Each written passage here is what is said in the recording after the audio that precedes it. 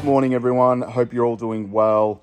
What a bullish night for the crypto markets. Unbelievable. Bitcoin breaking 94,000 US dollars last night. That is insane. Very, very nice gains. This is just the beginning.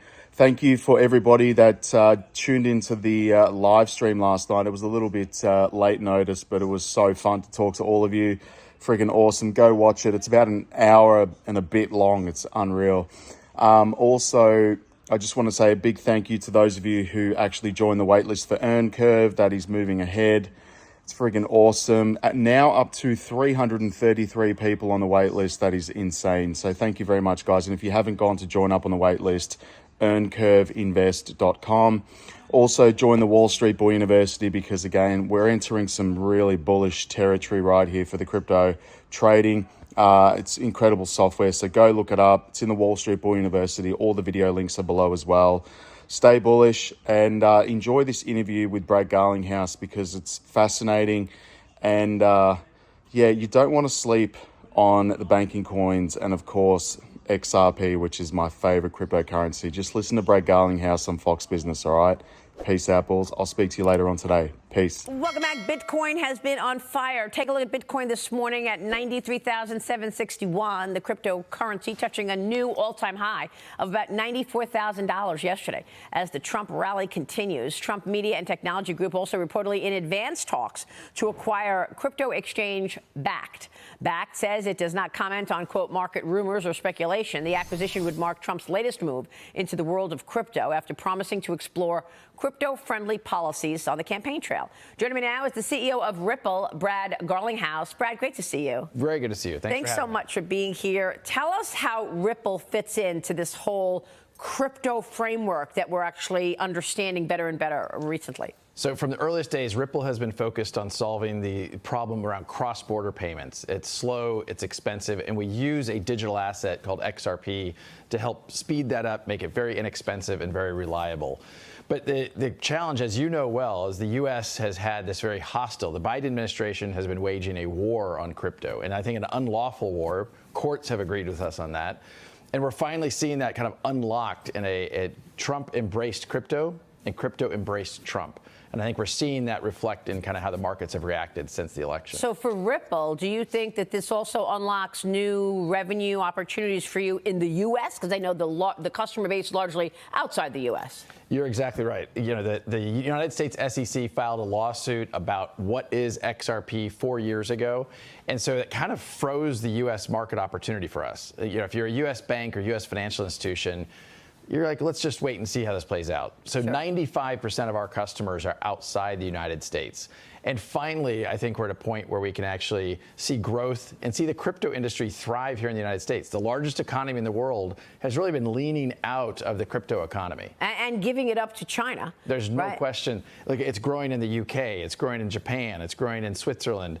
I mean, these are big economies that are leaning, you know, the U.S. really has been the outlier in many ways. Yeah, it's a great point. So talk to us about your outlook for crypto under the Trump administration and this deregulation that Trump is underway, thinking about and talking about. Look, he's been putting together a cabinet. We still don't have his idea on a Securities and Exchange Commission head, CFTC head.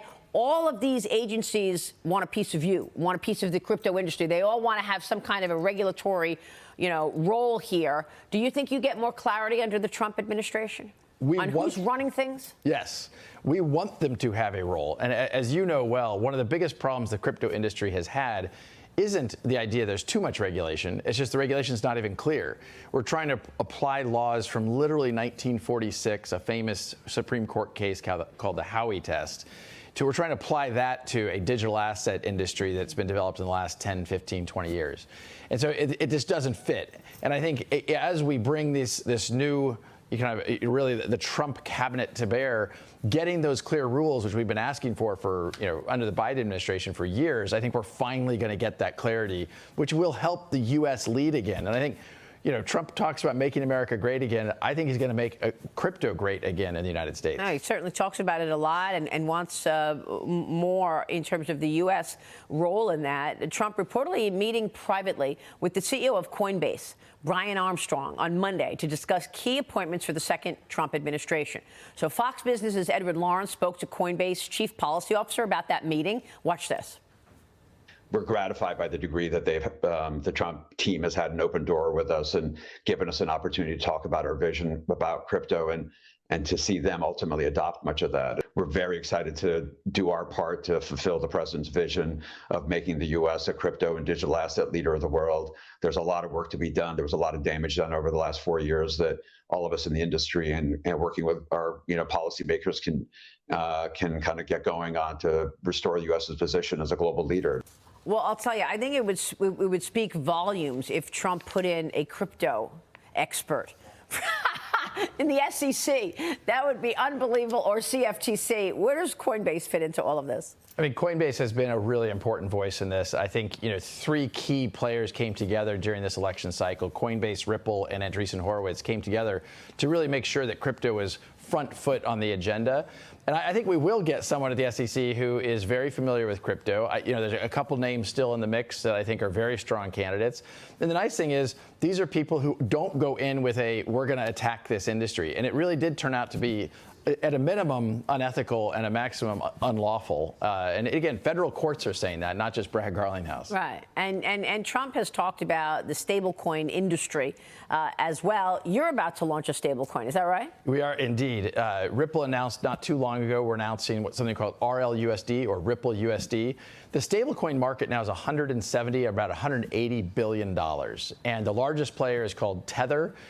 We think there's an opportunity for the Ripple of the world, we're an institutional use case, selling into banks, solving that cross-border, and really making payments cheaper, faster. We think this is a perfect use case of these technologies. I can understand it because slowly but surely you're seeing financial services get it and start implementing crypto, stablecoins in their businesses.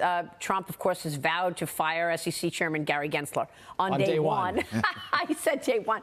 And Gensler has recently signaled that he may soon resign after President-elect Trump's massive election win. Here's a look at some of the rumored contenders Trump is considering for the chairman of the SEC, Brad. And I want to get your take on what's the most important thing that person should do in the early days of this new role at the SEC, should one of these folks get them.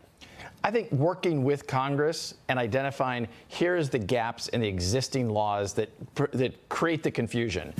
I think, I don't know all those candidates personally, but there's a bunch of very strong candidates up there that I think aren't going to pretend that, hey, the rules are clear. Gary Gensler would testify in front of Congress and literally say the rules are clear, but in the next sentence, he wouldn't answer the question, is ETH a security? So to me, it's just this, head in the sand. It's a new dawn for crypto in the United States, and I think we really can make this the heartbeat of the crypto and blockchain industry in the next 5 or 10 years. For so many people, they feel like the people who are writing these rules, writing the framework for crypto, actually don't understand it. I mean, do you think Gary Gensler actually understands the crypto business? One of the most frustrating things about Gary Gensler, he actually taught classes at MIT about crypto. And if you watch the videos of him teaching these classes, and then you listen to him after he became the chair of the SEC under Elizabeth Warren's kind of guidance. Oh, I see where you're going. It was a night and day difference. And so he is smart. He understands, but he's political. Extremely. And hypocritical. Yeah. Look, literally the federal courts were calling the SEC under his leadership, these are exact quotes, arbitrary and capricious, failing to follow a faithful allegiance to the law. Wow. They were even sanctioned in one case in Utah. That the SEC was sanctioned by a federal judge.